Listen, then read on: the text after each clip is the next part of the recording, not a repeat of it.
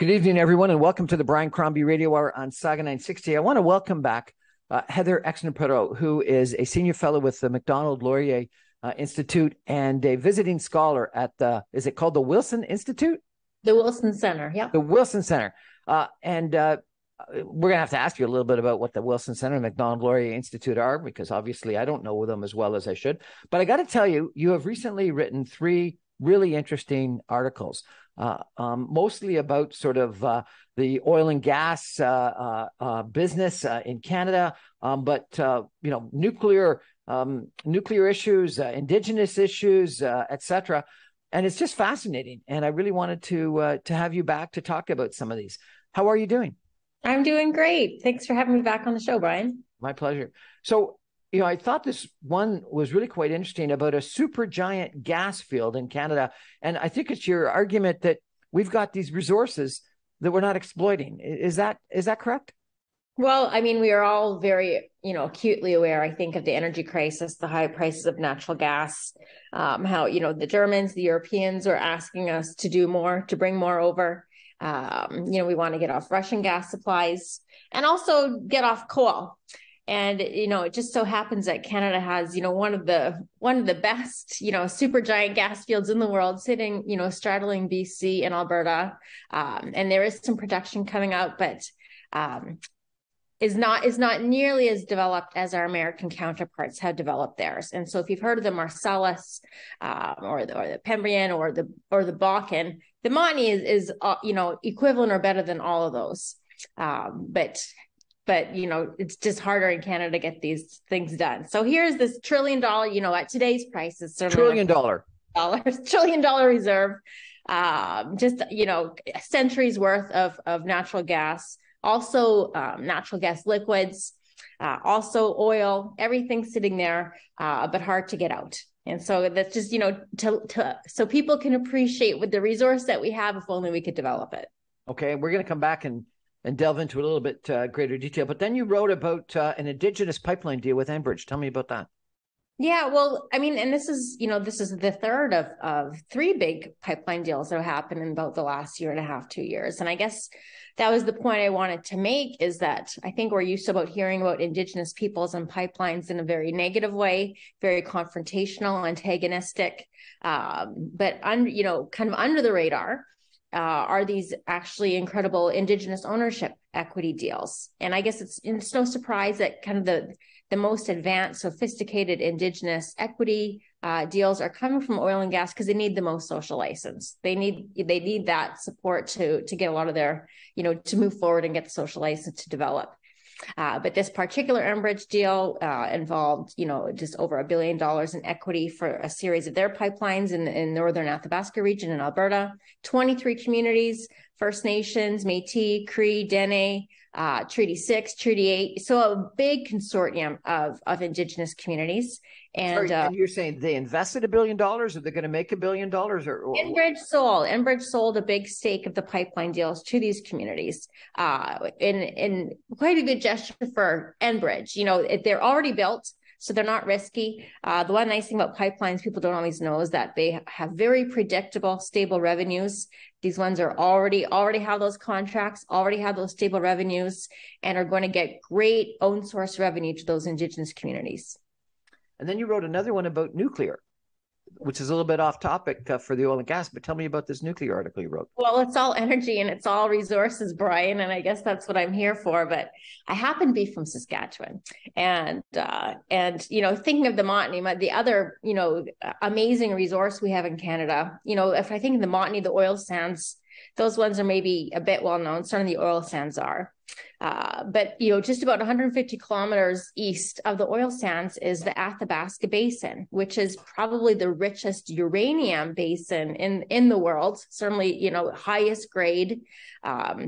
Two of the three most valuable mines in the world are in the Athabasca Basin of any ore, not just uranium, of any ore, because per ton the value. Anyway, so we have a great uranium company, Cameco, there. And they just had a mega deal with Brookfield, based out of Toronto, to buy Westinghouse, which is the big American nuclear energy company.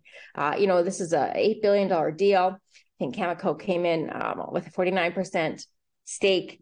And this is really, it made me made a few business pages. Maybe it was, on the Star Phoenix, it got some, but this is of geopolitical of significance. And what I said is, there's nothing the federal government has done since February that is more geopolitically significant, because it paves the way for Canada to lead in nuclear energy, makes it easier for people to buy nuclear energy, because now we have something equivalent or going to be equivalent to Russia's Rosatom. The Russians are very dominant in nuclear enrichment, in uranium uranium enrichment, and this is the West's answer to that. And much in the way that the Germans are dependent on Russian gas, a lot of the Eastern, kind of former Soviet or Eastern European countries are also dependent on nuclear energy from Russia and the enriched nuclear that my coffee is going uranium that they have.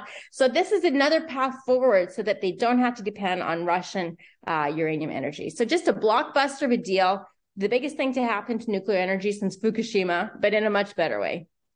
Wow, 3 big issues we're going to chat about today. Thank you so much. I'm looking forward to it. We're going to take a break for some messages and come back in just 2 minutes with Heather Exner-Pirot, a senior fellow with the Macdonald-Laurier Institute and a visiting scholar at the Wilson Center. Stay with us, everybody. 2 minutes, we'll be back.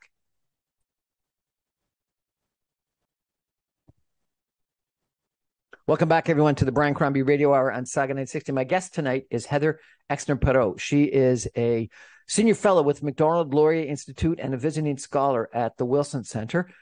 Maybe just off the top, Heather, tell me a little bit about what the Macdonald-Laurier Institute is and what the Wilson Center is, so we know what I'm saying when I'm talking about your credentials. Perfect. Well, they're both think tanks, and think tanks are there is some public funding, but, kind of an answer to universities of having, and often, professors are in think tanks, but having some experience, analysis, I guess, maybe usually more policy focused than, where a university might do kind of pure research or curiosity-based research.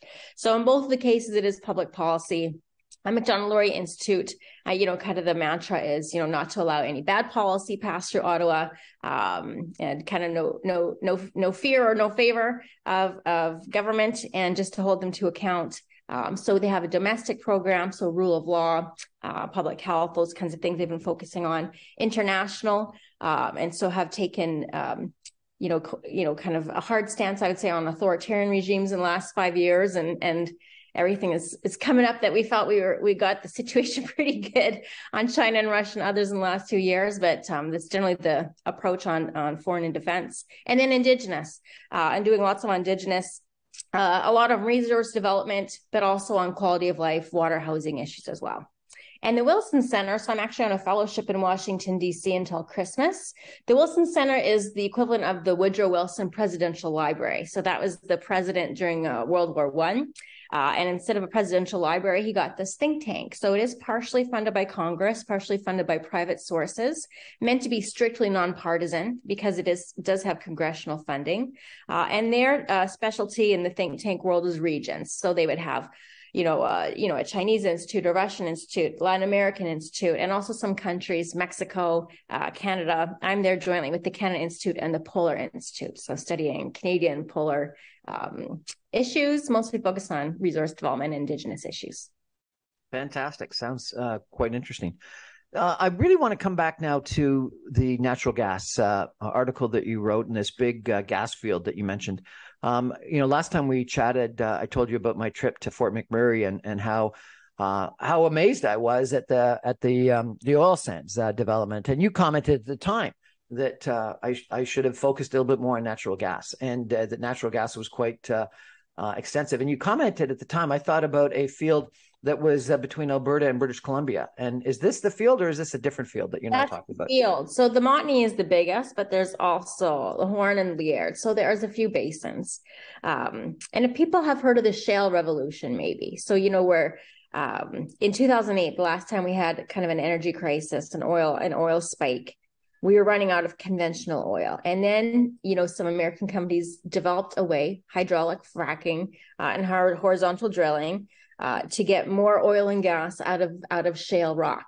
And the Montney, I think, is limestone, not shale, but it's the same innovation, the fracking and the horizontal drilling that allows you to release, all these hydrocarbons that are stuck in there.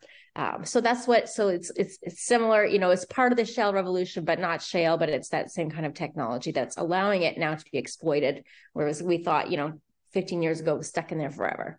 Now, many environmentalists don't like fracking. Tell me exactly what fracking and horizontal drilling is and why environmentalists don't like it and why you think it might be okay. Well, I would hate to pretend to be an expert on fracking. Any engineers listening to this would not want to hear me describe it. But as I understand, it's, that there are hydrocarbons, but it's very tight and it's kind of cracking the rock to release it. Why the environmentalists don't like it, I think, and there's been bans on it in some states, in some countries. And I think it was just this, obviously there are some environmental concerns in some places, but overall it hasn't the dire warnings that people had in 2008, 2010 with fracking and the drilling have not arisen. So people might be concerned with it releasing into water sources. Of course, those are legitimate concerns. They can be mitigated. And tremors that you're kind of disturbing the earth, and you could have some small earthquakes that come arise from it, but those have not been at the magnitude that kind of the worst critics argued that it would be about a decade ago.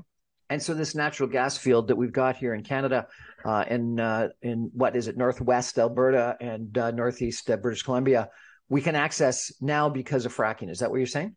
Yes, exactly. That it's economical to access it, that you can get at the product and sell it for more than what it costs you to get at the product. Okay. And how do we get it to market? Okay. So that's the great question, Brian. And that's why I asked it.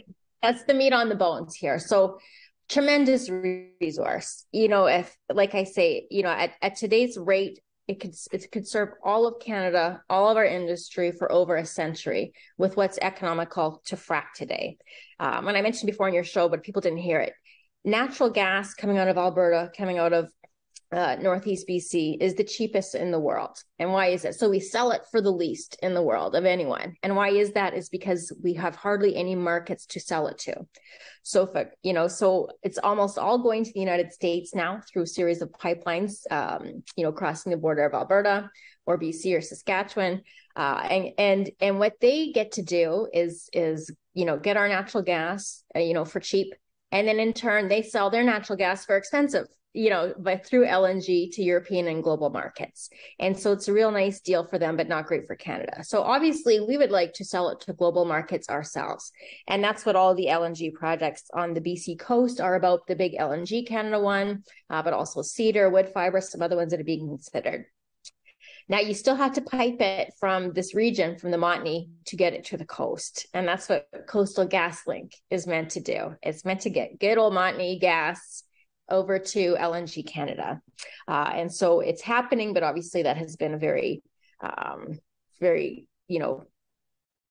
arduous kind of task for TC Energy to get coast to coast gas link built. Very political, very controversial, has overrun, the costs are overrun, the time's overrun, but that is the kind of thing. There's another pipeline you could build there too to get even more gas, to more LNG liquefaction plants.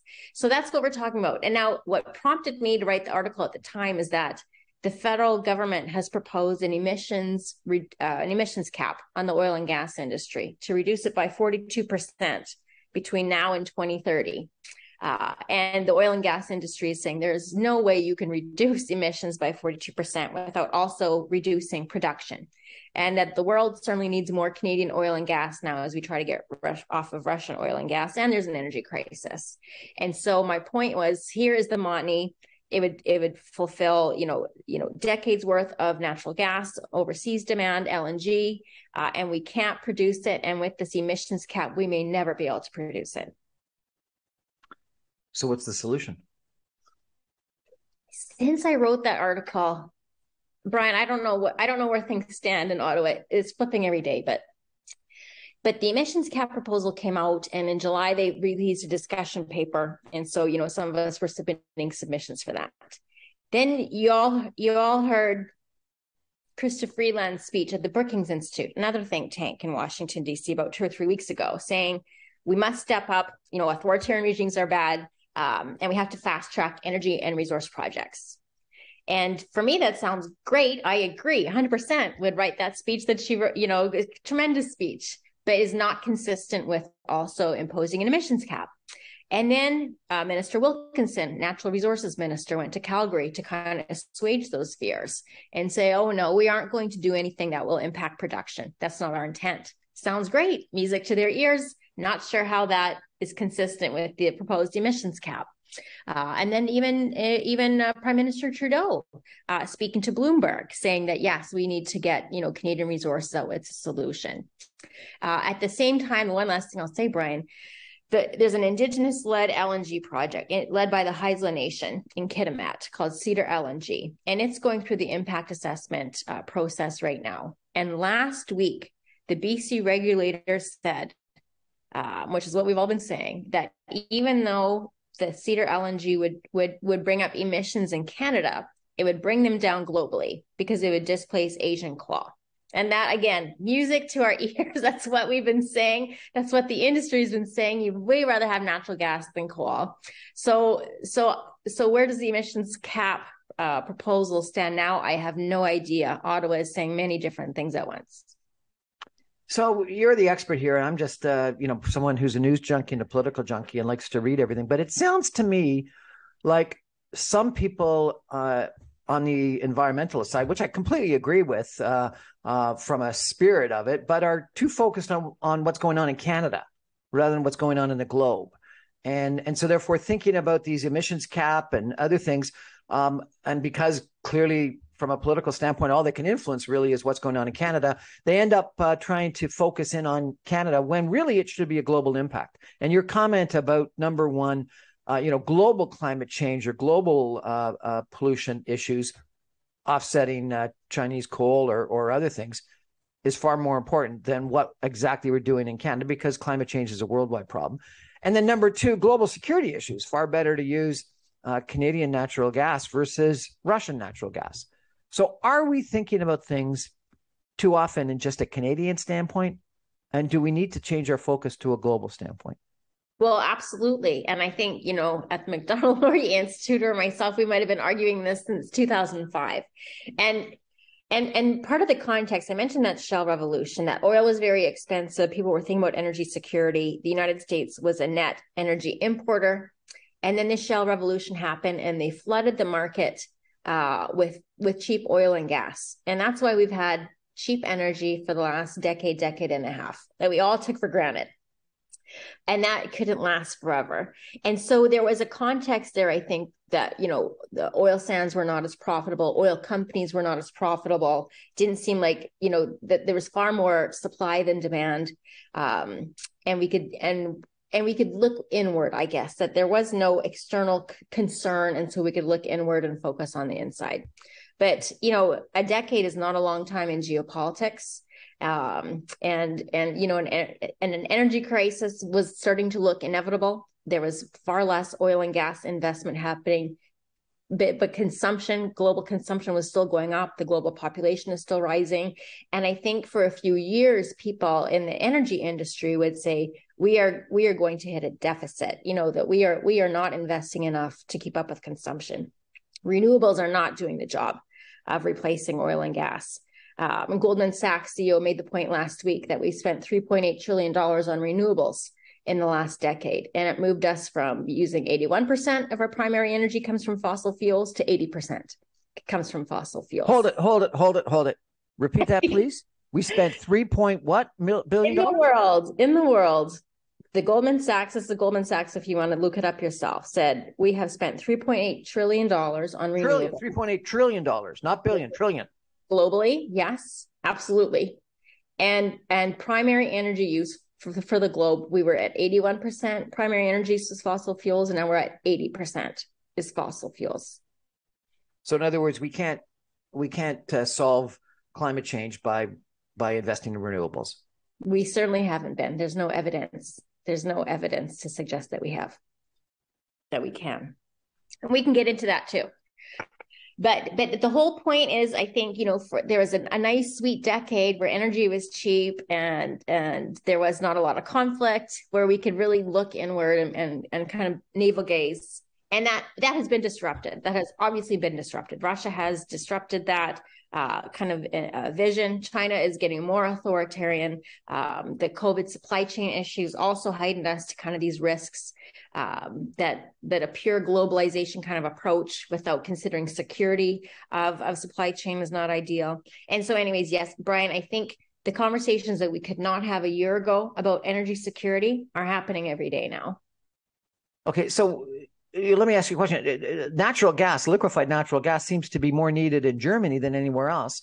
Why are we just talking about getting it to the Pacific coast? Is there any way to get it to the Atlantic? So I don't know that Germany needs it more than most. Everybody needs it. They just are rich and are able to buy more of it than anyone else and go to countries and have Trudeau meet them. But any country that needs natural gas is now paying now because Europe has cut off Russian gas, trying to cut off Russian gas, trying to buy it off global markets. Then everyone that's buying it off the global market is in pain. So it's higher in Japan and it's higher in South Korea and it's higher, everywhere else too. So it's not just a German issue at all. They've just been the most vocal about it, and we're disproportionately dependent on Russian gas from a European perspective. Now the Montney, the beautiful Montney, which is so cheap to get, to access, the product is so available, so rich, overpressured, all these things, is so close. One of the beautiful things about it is it's so close to Asia from a global perspective, that it's a very easy kind of shipping route to get over to this enormous market. And I don't think people appreciate, but Asia accounts for 4.5 billion of us, of the 7 billion people, 4.5 are in Asia. And I make the point in the article that by 2050, there'll be 5.3 billion of them. So they will grow by more than today's population of the United States, the European Union, and Canada combined in the next 30 years. And what does that look like for energy demand? So while Europe, I absolutely think there's a business case for European, LNG also. But Europe's population is going to be in decline. They probably are going to spend more on renewables, trying to get off fossil fuels than others. But in Asia, it's just going to be up and up and up. Okay, so bottom line. If you were the Minister of Energy or the Prime Minister of Canada, what would you do? Here's what the Minister of Defense should be doing, is getting that, because this is such a security issue. So we have that gas in Newfoundland, in Quebec, in Nova Scotia, in New Brunswick. One of the big shale fields, I think is the Utica, if I'm saying that right, goes into Quebec. So the big shale that they're producing in Pennsylvania goes all the way up into Quebec. You could absolutely develop it and ship it over and liquefy it. What we're doing instead, so, that doesn't look like it's going to happen. It won't happen fast in Canada. Too bad. It is too bad. What we're doing is you could produce more natural gas, send more of it to the United States so that they can liquefy it and send it overseas. Again, this is a good deal for the United States, not a good deal for us. But that's what needs to happen. And then if we can start shipping it off the West Coast, again, it's a global market now. So anything we can add to the global market will take off the pressure of the price and make more available to Europe. So we should have a very comprehensive strategy on accessing our natural gas reserves across Canada. Yes, for the short term, shipping it to the United States, but long term, shipping it to the coasts in LNG facilities and supplying the global market. Is that correct? That's correct. And Brian, you made a great point. We should have a strategy. We should have Canada with the third largest reserves of oil, tremendous reserves of natural gas, and the nuclear and the hydro, should probably have an energy security strategy and think about how us as the biggest exporter in the OECD, the Organization of Developed countries, the West, about what role we are going to play. So it's not just OPEC and not just Russia and Venezuela that dominate the energy market in the years to come. Are you telling me we don't have a strategy? There's no strategy, Brian. We do not have an energy security strategy. It's even worse than that. About 99% of our natural gas goes to the United States, almost all of it, unless we process it and ship it off in a different form. And 96% roughly of our oil goes to the United States.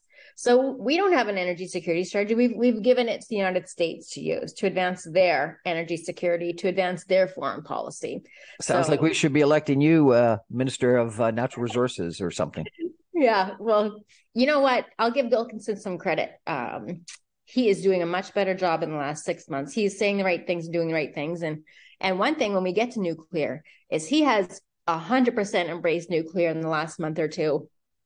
Whereas, just a few months ago, nuclear wasn't even included in Canada's green bond scheme. So they have made a 180 on nuclear as well. Wilkinson's actually doing a pretty good job. I think the cabinet is divided, though. We're going to take a break and come back, and I'm going to ask you a little bit more about nuclear and about this big deal that you talked about and about how nuclear has to play such a big role in the future. Stay with us, everyone. We're talking energy tonight.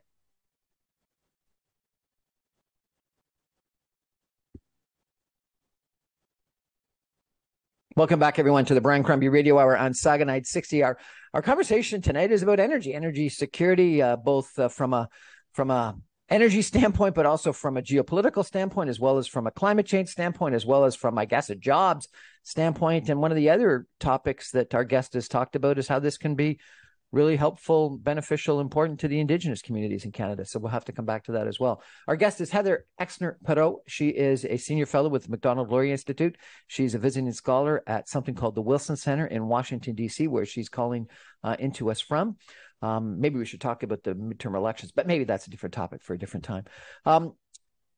Heather, we're touching on nuclear, and I interviewed a bunch of people from, was it called COP26? I think we're into COP27, aren't we? But COP26 a year ago, and they were saying that for the first time in a while, nuclear was, the topic du jour, and people were saying that we can't solve our climate change problems without nuclear, and that so many different people had been against nuclear power in the past because of nuclear waste, environmental concerns, but we're coming to the conclusion that nuclear was one of the only potential solutions. A lot of people, I don't think, realize that we've solved in Ontario our climate change coal issues because of nuclear, and yet at the same time, we're closing down one of our biggest nuclear power plants, and so therefore, how we're going to replace that ends up being a big issue. Tell me a little bit about this deal that you wrote about, and tell me what you think Canada's nuclear strategy should be. Well, thanks for teeing that up, because I do love to talk about nuclear and what has, so much has changed in 2 years. So, in the op-ed, I get into it if anyone wants to read it, but, basically Fukushima, the accident in Japan, really put kind of the nuclear industry, on the ground, in the corner. And it was a very bad decade for nuclear. So most reactors are aging. They're still being built, but not in the West at all. They're being built a lot in China and Russia, in India, but not in the West. So it seemed like a dying industry in the West. So much so that Cameco, the big uranium miner in northern Saskatchewan I mentioned, actually was curtailing their production. Put their mines into maintenance because there were not the contracts. They were producing more than the market needed, and the prices were very low. And now what a shift in 2 years, just to exactly your point. And again, something else the Russia-Ukraine war has hastened is the realization that renewables are not going to do the trick. We can't build them up fast enough, cheap enough. People will say we can, but the International Energy Agency says we need to do 6 times more mining to reach our net zero scenario. And there aren't 6 times more mines. The investment isn't there. They're not being built. It won't happen. But nuclear is a proven technology, and that one's seeing its heyday. So right now we have about 436 reactors in the world. Another 60 are now being constructed, and over 400 have now been planned or proposed. And it seems like every week, sometimes a few a week, are now being proposed and planned, that everyone, in dozens of countries around the world, not a Western thing or a Chinese thing or an Indian thing, but around the world, are looking at nuclear as the next solution. And that small modular reactor, some of the regular kind of standard conventional reactors, but also the new small modular reactors might allow it to, bring the cost down or be, brought into places where we hadn't seen it before. So amidst all this, Cameco, the big uranium miner, it also does some fuel enrichment in Ontario. There's quite a bit of Cameco operations in Ontario to serve your great nuclear reactors, the CANDU models.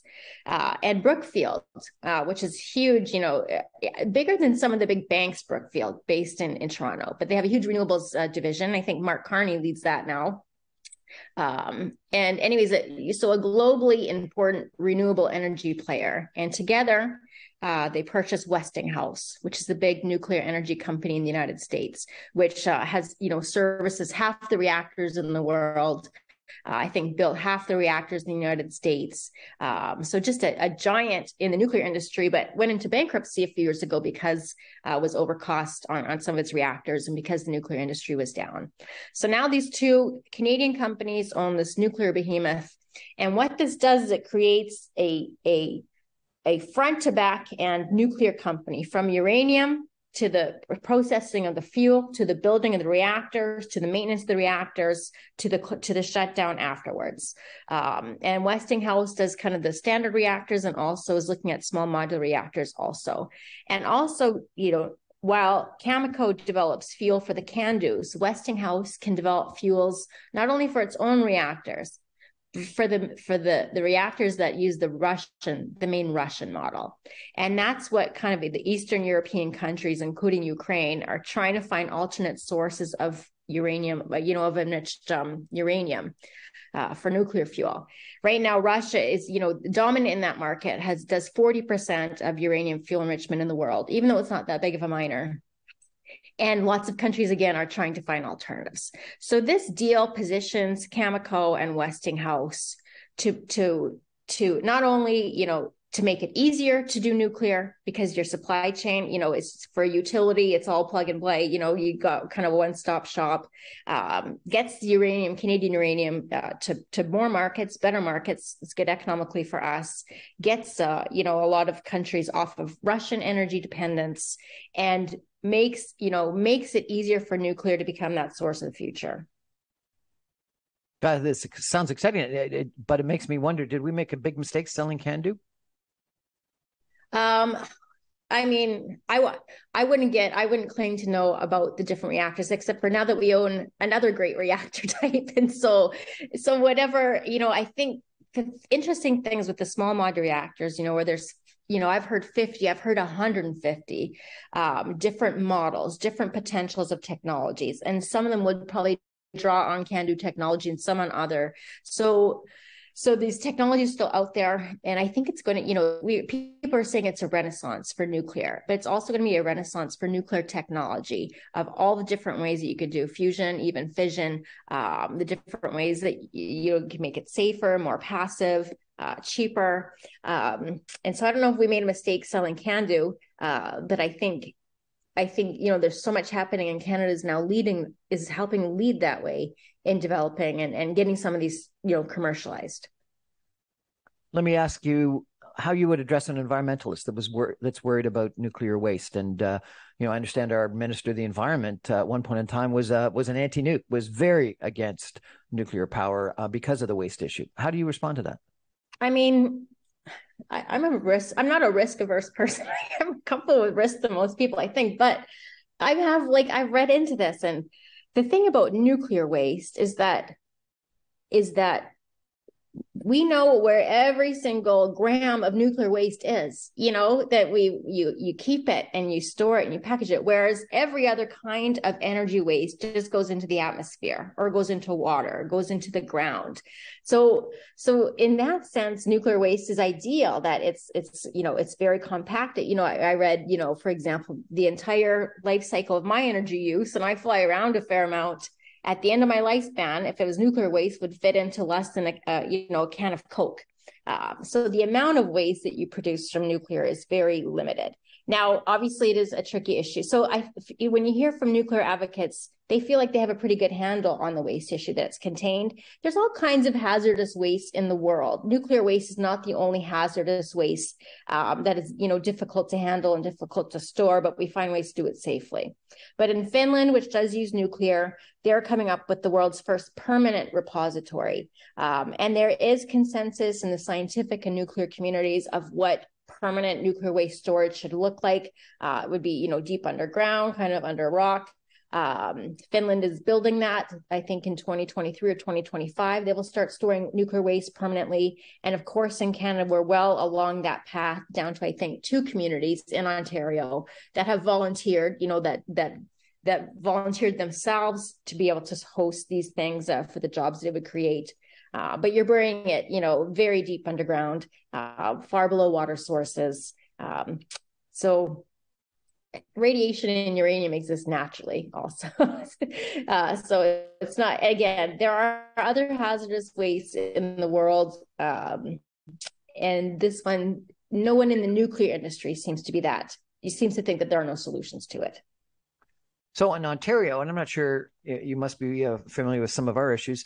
I think we're refurbishing one plant and then planning to close down another, but no new nuclear is planned. Given what you're talking about, where we're almost doubling our nuclear capacity worldwide, at least from a number of plant standpoint, are we missing the boat in Ontario?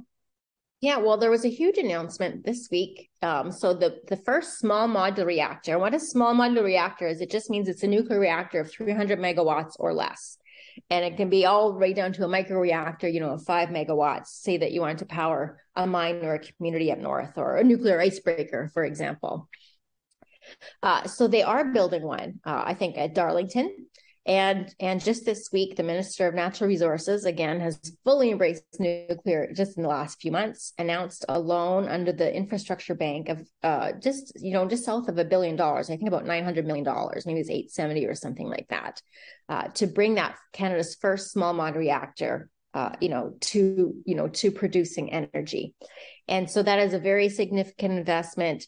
Everyone is trying to get SMRs to a point where they can be commercialized and can be cheaper. The first few models will be more expensive.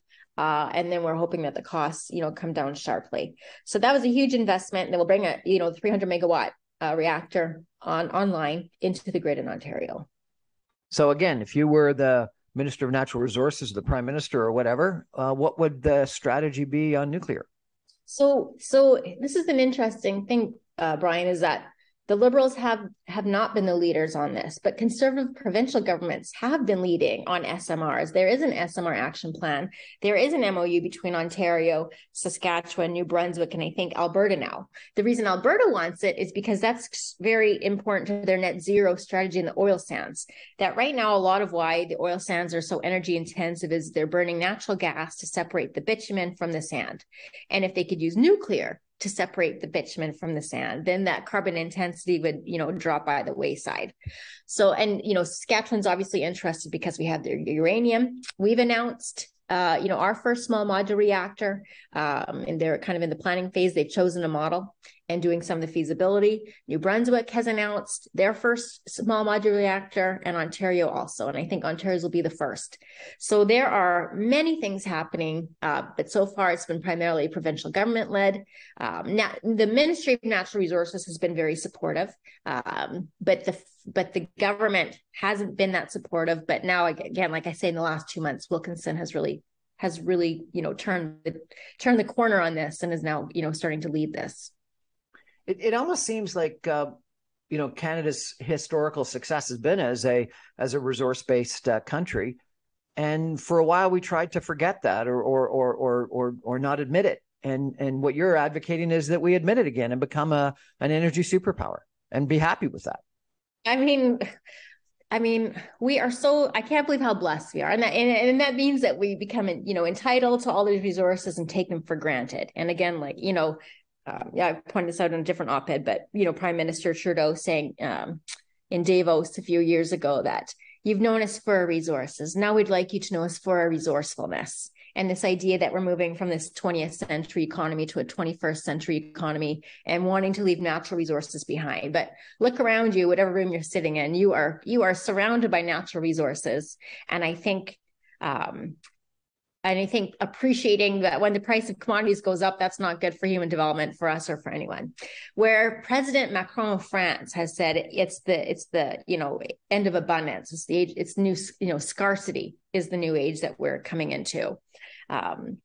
We will never feel that to that same extent in Canada. There are countries that have never felt abundance, that have always been, very poor. There have been countries that have, gotten to abundance and now are going to face scarcity. In Canada, we have so much.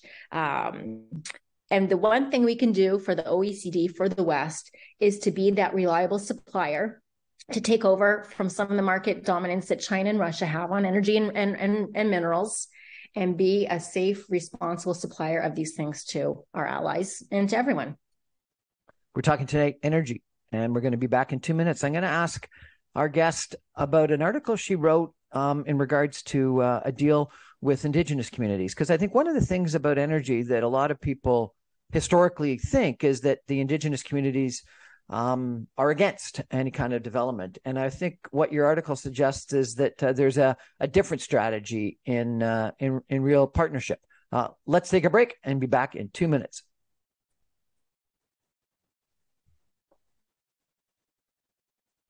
Welcome back, everyone, to the Brian Crombie Radio Hour on Saga 960. I'm having for me, a really interesting conversation with our guest, Heather Exner-Pirot, who is a senior fellow with the Macdonald-Laurier Institute. She's a visiting scholar at the Wilson Center. She's a really smart person in talking about energy and oil and gas and fracking and some mine here and some gas field there and nuclear. And oh my God, it's just been a really interesting conversation. But one of the things that you wrote about that I really want to focus on now is this deal that you mentioned where Enbridge did a deal to bring in some Indigenous organizations as partners, and I think what you're suggesting is that this is a strategy that could be done a lot more, and that partnership is something we should be thinking about rather than opposition all the time. Tell me about both this deal, but also how our attitudes you think should change in regards to our Indigenous communities. Yeah, well, thanks for that, Brian. So I think there is in our mind, the idea that there's an antagonistic relationship between the natural resource industry and Indigenous communities.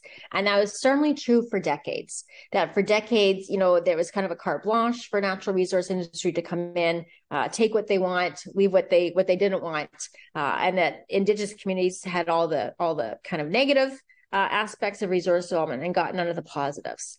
Now, legally, this started to change. For a few years, there was a movement of having impact and benefit agreements, kind of out of the Mackenzie Pipeline Valley inquiry, kind of changed some minds on that, well, let's provide some jobs and some contracts and maybe some massive royalties. And that was the kind of, there was that shift there.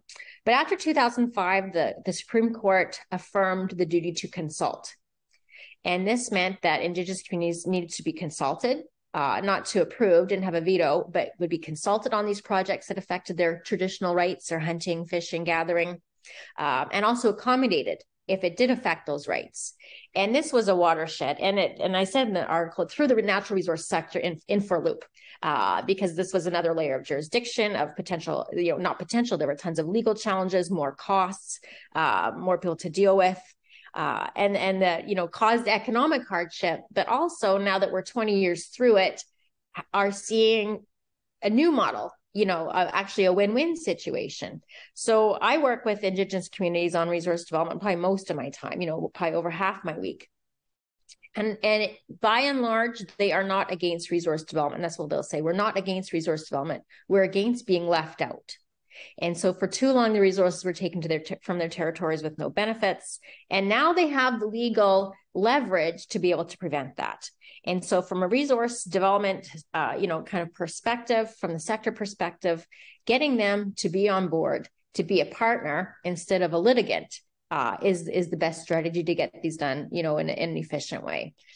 It has happened first in oil and gas, like I said, with pipelines, because that is the one that needs most social license. If you look at a Coastal Gas Link or a TMX, you're talking about dozens of First Nations. And so even, for example, in TMX, if 96 approve or aren't opposed, but 4 are opposed, well, you can still end up for years in court.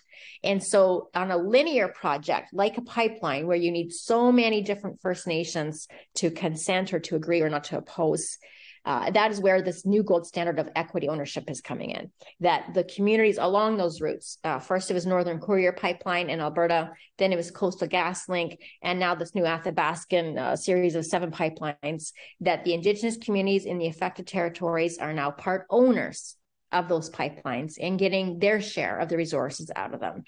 And then the next one to come is in Ontario, where Hydro One announced about a month ago that all of its new transmission lines, because it's again the same linear project that we're going through different nations, that all projects more than $100 million will provide a 50-50 equity option for the affected Indigenous communities in that territory. So this is, if we need to get our resources out, our allies want it, we need it for develop the world, human development. Having Indigenous peoples be part owners of those projects is the way to do it in a win-win way. Sounds like partnership is the way to go. Partnership is the way. Who would have thought? Actually working with people, collaborating rather than just trying to force things through. Yeah. And I mean, we are a rich, wealthy country thanks to this land. So there's enough to go around. There's enough for everyone. And there's very few Canadians anymore that don't want to see Indigenous communities get their fair share and be exercise their self-determination. And so, this is a model that industry is embracing. It doesn't work for every single kind of project, but it works for a lot of projects, and Indigenous communities are getting their own source revenues to do their own projects, provide their own services. Heather Exner-Pirot, thank you so much for educating us about energy and about oil and gas, about fracking, about natural gas, about LNG, about geopolitical security, about energy security, about how Canada's being taken advantage of by the United States, or at least we're not taking advantage of our own natural gas and allowing the United States to take advantage of us, how we've got to have an energy strategy, how we've got to have a nuclear strategy, how we've got to partner with our Indigenous communities. Really appreciate your time today. Thanks for having me. That's our show for tonight, everyone. Thanks for joining us. Good night.